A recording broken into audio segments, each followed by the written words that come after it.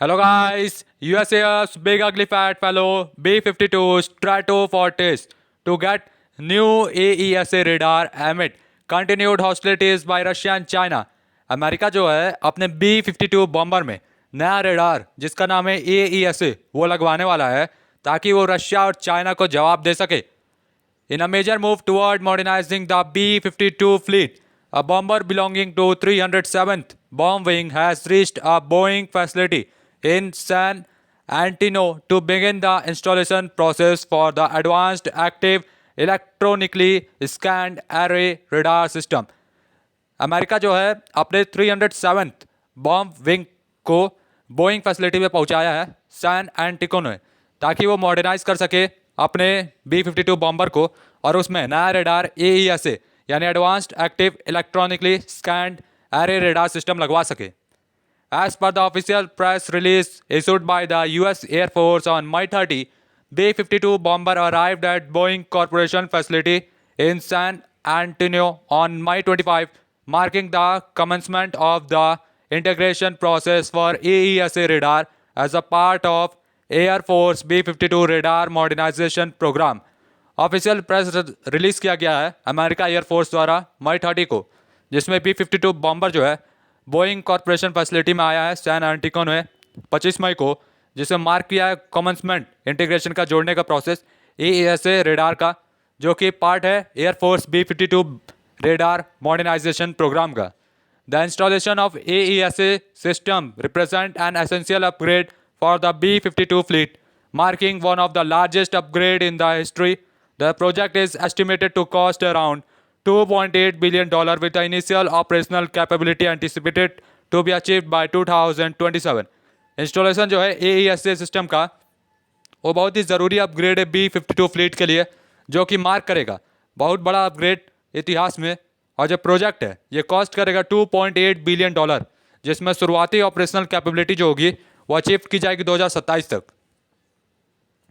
Colonel Louis Riscota, senior maternal leader for the Air Force Life Cycle Management Center B-52 Program Office, said that the arrival of the aircraft holds immense significance as it marks the beginning of the crucial phase in the modernization of the B-52 fleet. Colonel Louis रॉस्कुट जो कि senior material leader हैं air force life cycle management center B-52 program office के, उन्होंने कहा है कि जो एयरक्राफ्ट जो आया है वो बहुत ही ज़रूरी पोजीशन होल्ड करता है, इमेंस सिग्निफिकेंट है, क्योंकि ये मार्क करेगा बिगनिंग, शुरुआत करेगा एक ज़रूरी चरण का मॉडर्नाइज करने में B-52 फ्लीट को. रुस्कुटा, who leads the radar modernization program and oversees the overall efforts to upgrade the bomber, stated AESA will replace the 1960s radar technology and greatly increase the navigation and targeting capability of the B-52 in higher threat areas. रोस्कटा जो कि lead कर रही हैं radar modernization programme को और देखती हैं पूरा इफेक्ट और एफर्ट अपग्रेड का करने का बॉम्बर को, उन्होंने कहा है कि जो AESA होगा ये रिप्लेस कर देगा 1960 के रेडार टेक्नोलॉजी को और इंक्रीज करेगा नेविगेशन और टारगेटिंग कैपेबिलिटी को B-52 बॉम्बर में, जो कि जहाँ पे ज़्यादा उसकी ज़रूरत होगी, जहाँ पे ज़्यादा खतरा होगा वहाँ पे B-52 बॉम्बर ब्रह्मास्त्र से कम नहीं होगा.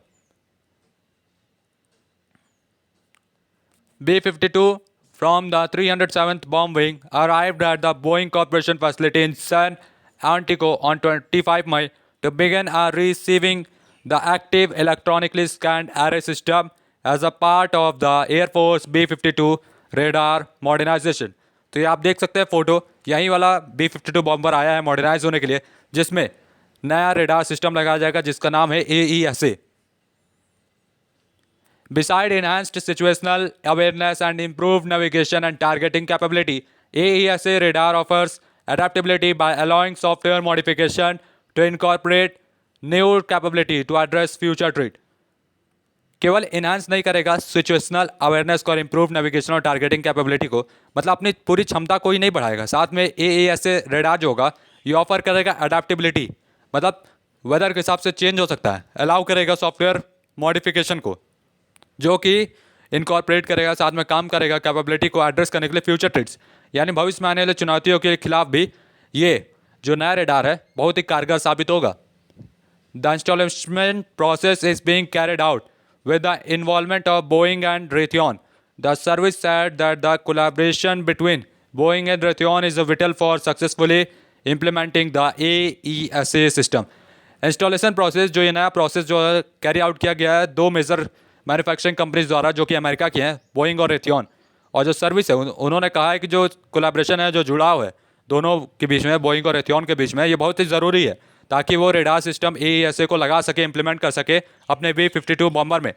As the original equipment manufacturer for the B-52, Boeing's extensive experience and deep understanding of the platform is crucial in expediting the installation process. Additionally, Raytheon expertise in radar technology makes them a valuable partner in this effort. Original equipment manufacturer के हिसाब से यानी B-52 bomber को Boeing ने बनाया है, उसके पास बहुत ही ज़्यादा एक्सपीरियंस है, साथ में अच्छी अंडरस्टैंडिंग है, अच्छी समझ है प्लेटफॉर्म को लेकर, जो कि ज़रूरी है इंस्टॉल करने के लिए इस प्रोसेस को। और रेथियन जो है वो एक्सपर्ट है रेडार टेक्नोलॉजी में, मतलब एक जो है वो प्लेन को बनाया है B-52 बॉम्बर को, और दूसरा जो है टेक्नोलॉजी मतलब रेडार की टेक्नोलॉजी में एक्सपर्ट है। तो दोनों साथ में मिलकर काम कर रहे हैं ताकि इससे जो B-52 बॉम्बर है उसको फ़ायदा हो। This partnership aims to provide an off-time self-solution, modernizing the need for extensive development and testing, thus reducing the overall timeline and facilitating efficiency. जो पार्टनरशिप है इसका एम है, लक्ष्य है, प्रोवाइड करेगा ऑफ द सेल्फ सॉल्यूशन और minimise करेगा, मतलब ज़रूरत को कम करेगा एक्सटेंसिव डेवलपमेंट के लिए और टेस्टिंग के लिए, और रिड्यूस कर देता है ओवरऑल टाइमलाइन, मतलब इसमें टाइमलाइन की जो समय सीमा उसको कम करेगा।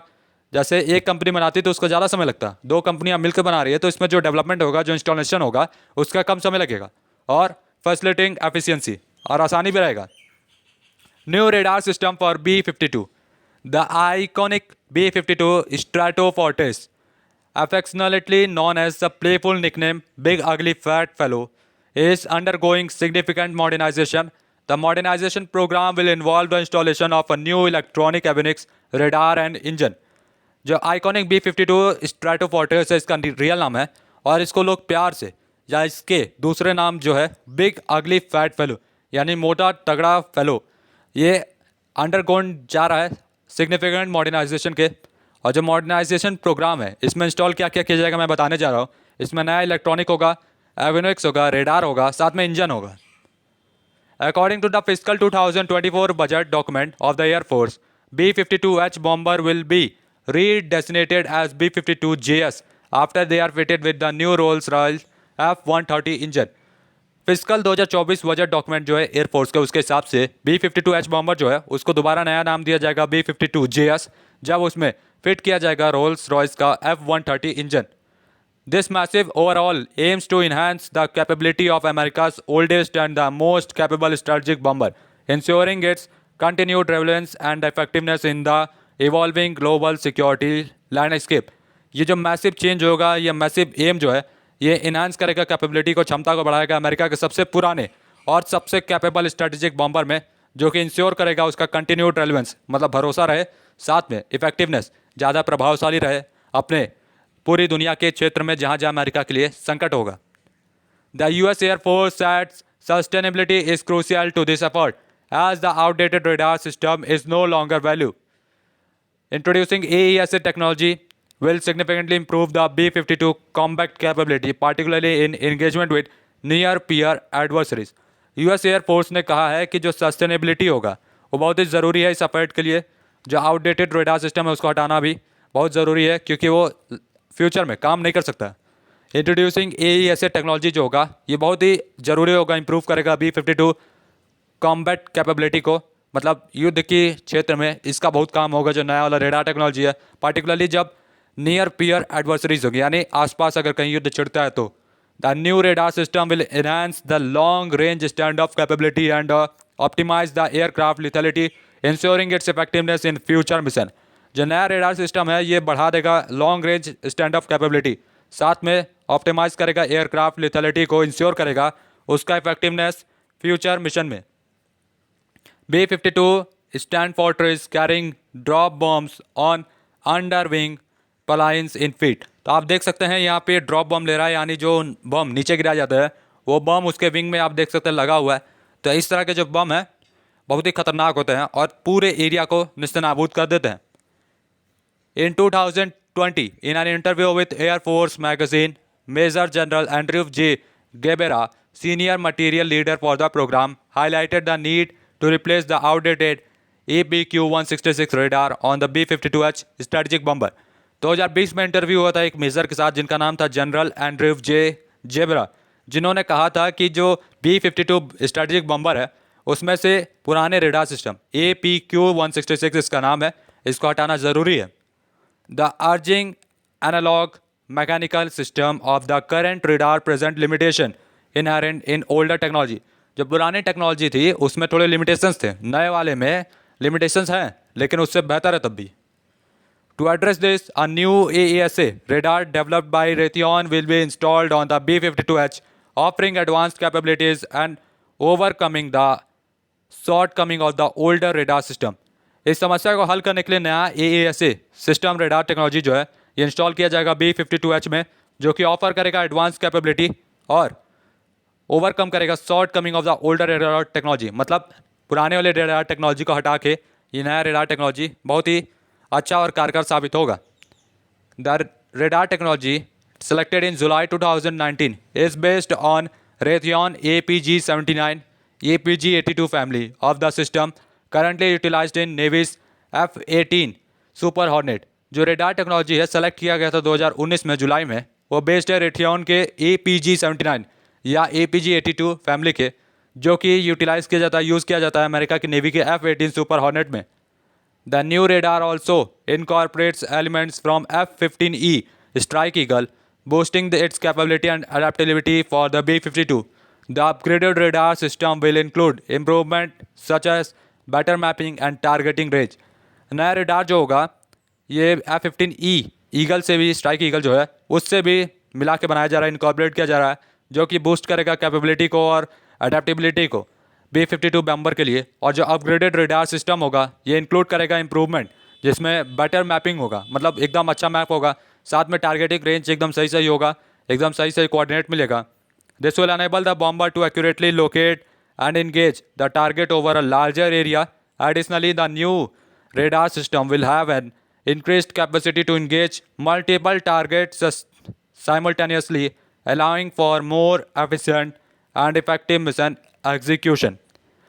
ये अनेबल करेगा बॉम्बर को एकदम सही जगह लोकेट करने के लिए और इंगेज करने के लिए टारगेट को बड़े एरिया में. साथ में रेडार सिस्टम जो होगा इसमें इंक्रीज्ड कैपेसिटी होगी, इंगेज करेगा मल्टीपल टारगेट एक साथ, जो कि अलाउ करेगा ज़्यादा एफिशिएंट और इफेक्टिव मिशन एग्जीक्यूशन के लिए. While no definitive decisions have been made yet, the Air Force acknowledges that the implementing various upgrades in the aircraft could eventually lead to a reduction in crew size.